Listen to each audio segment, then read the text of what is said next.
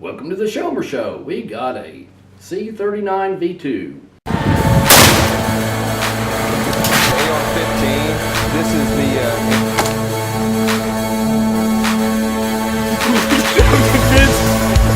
I bought this at a pawn shop, and I paid $5.50 for it. And I've left a price tag on because I'm pretty proud of that price there. This C39V2 comes with magpul furniture on it, and I got it disassembled because we'll be showing the parts of it as we kind of go along. But I really like the triangle stock. I really like the whole M-lock thing. We got the holes right here for the QD sling mounts. And I like my AKs without optics on top of them because they kind of look goofy when you start opticking them up. Sights are adjustable. Got the little slide thing just like any other AK. And the front sight's a little bit adjustable, you know, just up and down, not for windage or anything. But here's what it looks like, field strip. And it also has a little magpul hidey hole right there, which will hold a few rounds pretty easy. So, I don't know how many rounds I'd say it'd hold at least.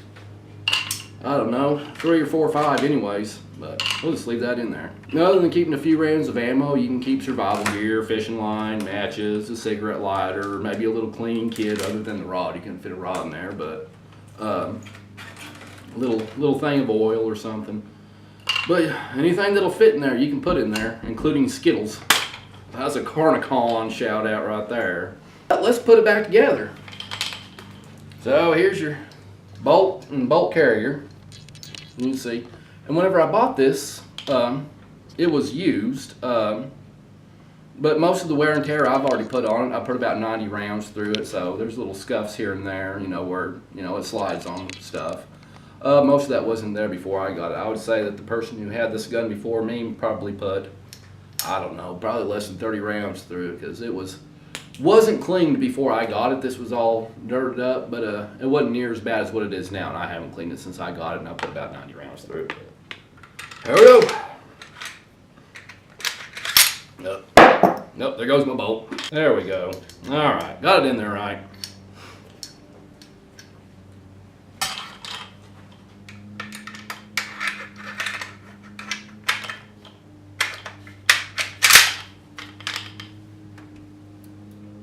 And the hardest part about this gun is getting the dust cover on and off.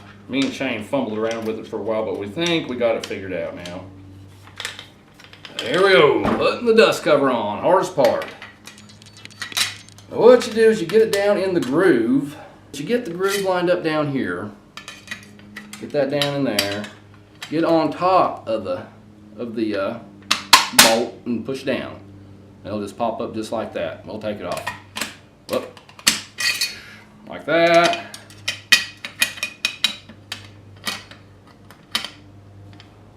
Down and in. There we go. That is probably the hardest part about disassembling and reassembling a AK.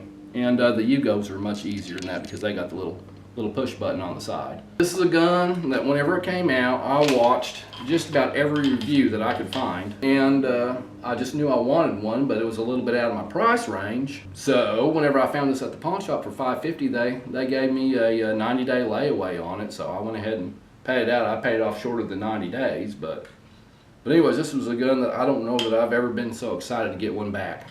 And I thought I put the bolt in there wrong, but I forgot there's a loose bullet floating around in this, so that's why it's rattling. So it has the, it's not like your regular AK style slant brake on this. And I will tell you, those V-cuts in it make it deafeningly loud because it points the, you know, everything kind of fires back towards you, you know, sound-wise from that V-cut. And so it's a lot louder than your regular old slant brakes. I can't tell if this brake's any better than a regular brake or not. Let's see, you got to do some focusing here. But that's the brake. And it's not that I hate this brake by any means. I just really kind of, after just shooting nothing but slant brakes, I kind of thought this might have, magical, mystical properties. That might be something that we get into at a later date, is brakes, because you know you don't have to get a wrench and mar up all your stuff like you do with an AR. These just screw on and off by hand, and there's a little push pin, which maybe you guys can see it. It's right there. And once you get it screwed down to where it'll stop, you can push that pin down and it'll go ahead and lock down. So we stop, there's that little push pin right there. You just screw it and it should, right there, lock down. So with the slant style, you know, if I shoot left-handed, so I got to turn the brake the other way than what it stops. And it will work its way around with those slant style brakes, but once you start getting slapped in the face, you know it's time to turn it back around again. But make sure that this part's cooled off before you touch it. And there's a safety selector, got the notch in it for holding your bolt open. And so you got your bolt hold open, and you know, just to go, just slam it home. And this receiver is milled. And this is all magpul. Everything on it's magpul here. Black nitrided, and this is very smooth. You know, I've heard all the reviews, and everybody talks about how it's just like butter. It's more like silk. This just, as far as smooth feeling metal, this is the smoothest feeling metal on an AK I've ever felt. So, and the it has the wider detach paddle on it.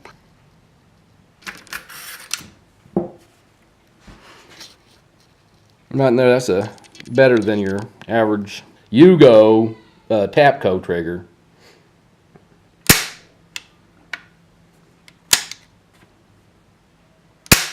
But alright, you guys, this is the C39V2 with the magpul furniture on it.